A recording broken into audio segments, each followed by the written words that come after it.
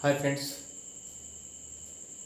जैसा कि आज की क्लास इंडियन ज्योग्राफी और इंडियन ज्योग्राफी में कल उत्तर भारत का विशाल मैदान चला था, जिसमें हम भावर को पढ़ चुके थे। भावर के बाद जो अगला स्टेप है वो आपकी तराई का है। तराई का मैदान का निर्माण कैसे होता है, ठीक है। तो एक सिंपल तरीके से आप पहले इंडिया का मैप बनाएंगे। यहाँ लिखेंगे उत्तर भारत का विशाल मैदान में आज जिसे हमें पढ़ना है वह है तराई मैदान का निर्माण।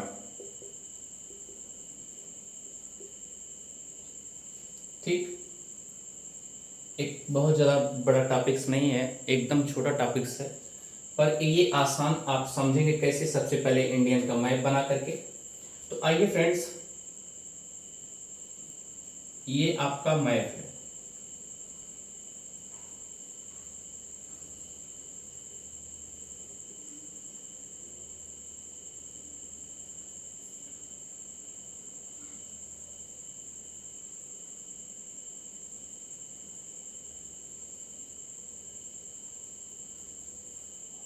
ये आपका इंडिया का मैप है और जैसा कि आप जानते हैं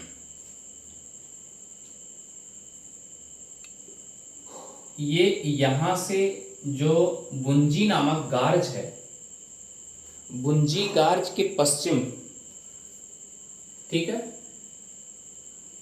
याद रखिएगा, बुंजी गार्ज के पश्चिम जो आपका हिमालय है वह बृहद हिमालय के नाम से जाना जाता है। ये आपका हो गया बृहद हिमालय।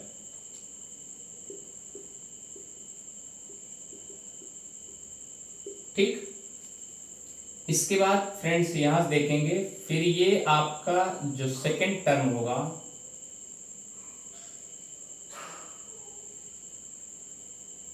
वह होगा मध्य हिमालय।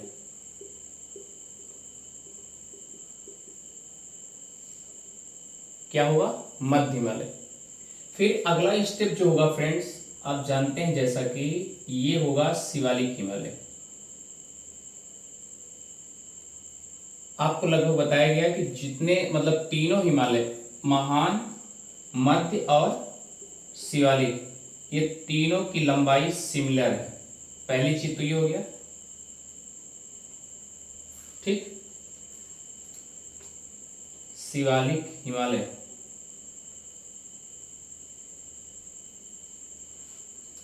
2400 किलोमीटर टोटल, ठीक है। लेकिन एक कंडीशन ये भी ध्यान दीजिएगा, जैसा कि यहाँ पश्चिम में हिमालयों की चौड़ाई ज़्यादा है और पूरब जाते जाते तीनों हिमालय जो है एक समान हो जाते हैं और एक साथ जाके एकदम मिल जाते हैं। मतलब जितनी चौड़ाई यहाँ पर है उसकी अपेक्षा कई गुना यहाँ पर कम है पूरब साइड में। तो इतनी बातें समझ आ गई। अब देखिए, ये शिवालिक है जो लास्ट है,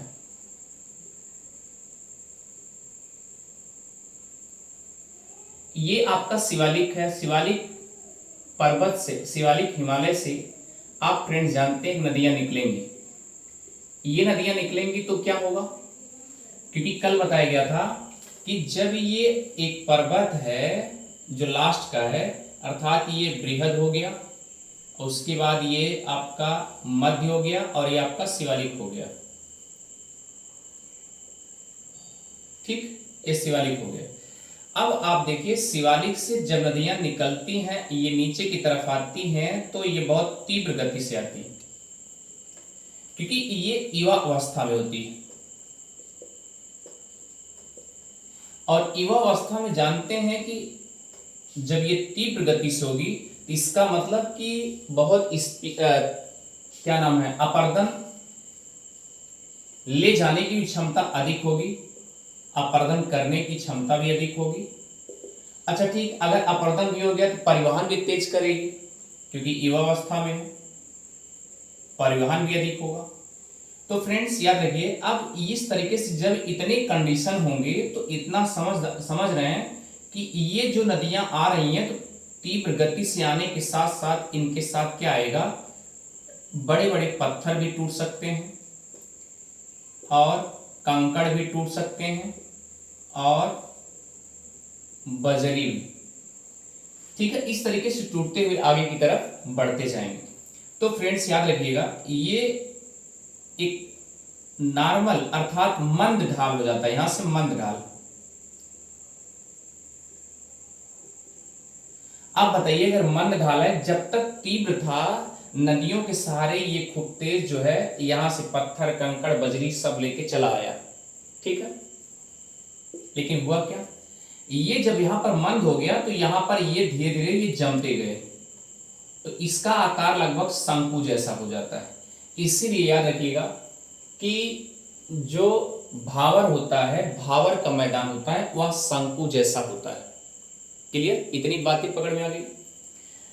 अब देखिए इसमें से नदियां क्या की, जैसा कि भावर के बारे में डीपली कल अध्ययन किया गया था, आज हमको जो पढ़ना है तराई मैदान का निम्न पढ़ना है। इसमें से जो छिद्र हैं, पत्थर के नीचे जो छिद्र हैं या कंक्रीट जो पड़ा हुआ है इसके नीचे जो भी छिद्र हैं, छिद्र के सारे ये पानी रिस करके आगे आएगा, एक सावर का काम करेगा। जैसे एक देखिए जितने भी छिद्र होंगे सब छिद्रों के माध्यम से पानी रिस करके बाहर की तरफ आएगा। अब ये आएगा तो आप एक समझते हैं कि सपोज दैट अगर एक शरीर पे एक मग्गा पानी डाल दिया जाता है, तत्कालिक क्या होता है, बॉडी से पूरा पानी थिर के नीचे चला जाता है। लेकिन अगर सावर सनहाते हैं तो सावर से पानी एक बूंद गिरा तो धीरे धीरे ये इस करके कहां जाएगा, पूरे बॉडी में तरते हुए जाएगा, यानी तराई होता चला जाएगा। अब आई तो एक एक धारा में आई, लेकिन जब ये निकलने लगी तो कई धाराओं में निकलने लगी। जब कई धाराओं में निकलेंगे इसके साथ भी तो अवसाद निकलेंगे, छोटे छोटे अवसाद निकलेंगे। अगली कंडीशन क्या होगी, अब आप देखिए फ्रेंड्स कि जब यहां पर अवसाद होंगे, पहले से भी अवसाद होंगे, ऐसा नहीं कि वहां बिल्कुल अवसाद ही नहीं थे या जमीन नहीं थे, तो यहां पर भी अवसाद होंगे। ठीक है, या बालू, छोटे छोटे बालू सेडिमेंट के रूप में, अवसाद के रूप में यहां रहे होंगे। तो जब इसके साथ ये आएगी, पानी के साथ रिस करके आएगी, तो ये भी क्या करेगी, इसके ऊपर क्या करेगी, जम जाएगी। और जमने के साथ साथ ही क्या हो जाएगा, एक प्रकार से यह उपजाऊ होता जाएगा। क्या होता जाएगा, उपजाऊ होता जाएगा, उपजाऊ होता जाएगा। अच्छा ठीक है, उपजाऊ होता है, लेकिन पानी जब रिस रिस करके जाएगा तो एक प्रकार से एक पे एकदम नमी बनी रहेगी। ये भी कंडीशन बनी गई, क्या रहेगा, नमी रहेगी। जैसे अभी कोई घर बनवाता है तो घर बनवाने के बाद क्या करता है, पानी की सिंचाई करता है, मतलब कि ऊपर पानी दीवार पे डालता है हमेशा तर, क्योंकि मजबूती ज्यादा आएगी। तो सेम कंडीशन जब इस पे पानी आता है तो ये एक प्रकार से ये दलदली क्षेत्र हो जाता है। कैसा क्षेत्र हो जाता है, दलदली क्षेत्र हो जाता है। ये सब फैक्ट हैं। तो इसी को, इस एरिया को क्या बोलते हैं, तराई का मैदान।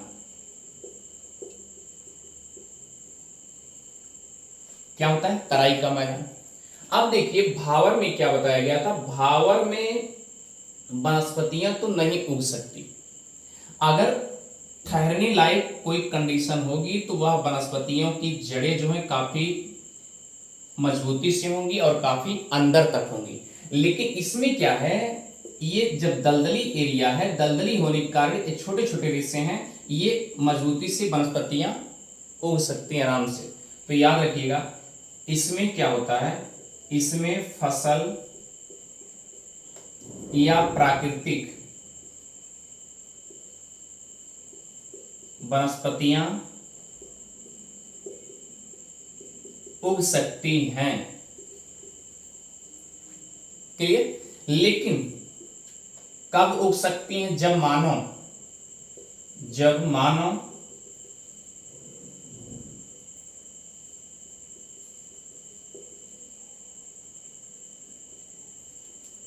श्रम करके इसे कृषि योग्य बनाएगा। क्लियर हो गया। तो ये आपका फैक्ट क्या मिला कि एक उपजाऊ होता है, नमी रहेगी, अच्छा, दलदली क्षेत्र होगा, इसके पास फसल और प्राकृतिक वनस्पतियां उगने के चांसेस रहेंगे। अब सवाल होता है इसमें क्या हो सकता है, यानी जैसे धान, क्योंकि लगातार पानी किस फसल में लगभग लगा रहता है। जैसे इस समय धान का मौसम है, तो धान के मौसम में क्या करते हैं हम सब, लगातार पानी उसमें लगाए रहते हैं। तो ये स्वाभाविक सी बात है, अगर यहाँ पर लगातार नमी बनी हुई तो धान की फसल अच्छे से हो सकते हैं। और याद रखिए, धान की फसल में ही, धान की खेती में मीथेन गैस ही पाई जाती है। धान, गेहूं और दलहन की खेती की जा सकती है।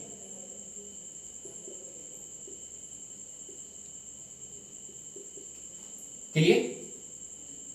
और यहां पर छोटे छोटे वनस्पतियां आराम से, जो यहां पर दूसरा कंडीशन क्या है, भावर की अपेक्षा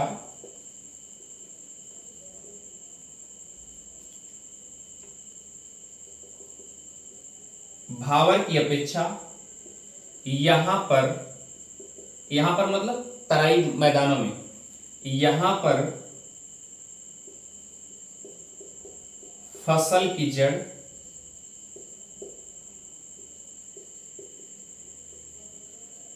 कम मजबूती से रहेगी,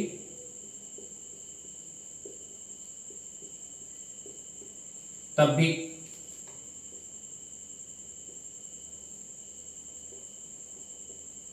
फसल टिकाऊ होगी, मतलब टिक सकता है या टिकाऊ रहेगी।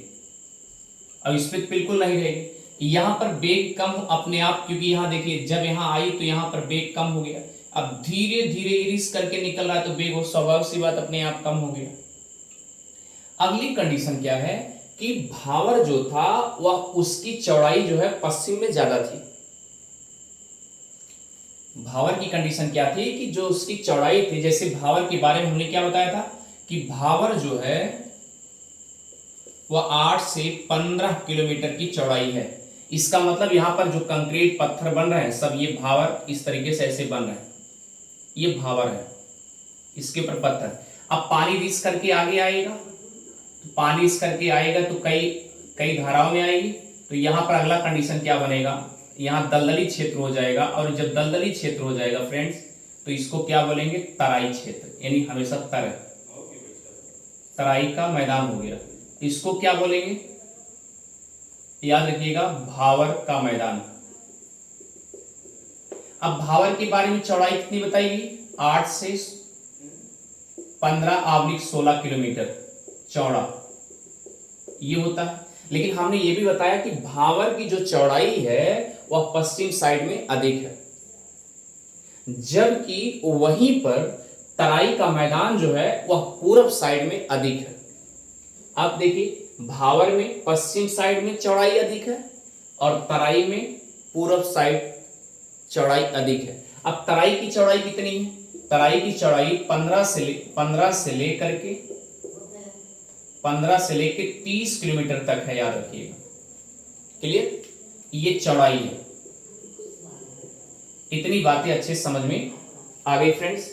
तो आइए चलते हैं, जैसे हमने बताया कि इसमें चावल, गन्ना, धान और ज्वार, गन्ना, तिलहन, दलहन, ये सब उग सकते हैं आसानी से। ठीक है, तो ये रहा तराई की कंडीशन। अगर सपोज दैट, मान लीजिए जब ये भी तो कंडीशन बन सकती है, अब ये जब कई धारा निकल रही तो लास्ट में कभी कभी ऐसा होता है कि आप ये जानते हैं, जैसे ये धारा कई धारा में निकली, ऐसी धारा में निकली, ऐसी धारा में निकली, तो ऐसा थोड़ी होगा कि सभी धाराएं लगातार चली जाएंगी, तो वो धारा बंद भी हो सकती।